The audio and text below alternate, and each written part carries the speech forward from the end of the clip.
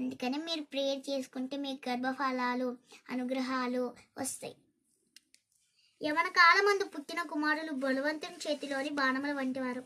యవన దశలోనే పుట్టిన వారంట బలవంతుని చేతిలో బాణముల వంటివారంట. వారితో తన అంబుల పొది నింపుకొనిన వాడు ధన్యుడు. వారితో తన అంబుల పొది నింపుకొనిన వాడు ధన్యుడు. అట్టివారు సిగ్గుపడక గుమ్మంలో తమ విరోధులతో వాదించుదురు. మీరెప్పుడు అన్నా మీరు గుమ్మంలో నిలబడి ఇతరులతో తిట్టద్దు, మాట్లాడద్దు. అట్టివాడు సిగ్గుపడక గుమ్మంలో తమ విరోధులతో వాదించుదురు అంటాడు దేవుడు.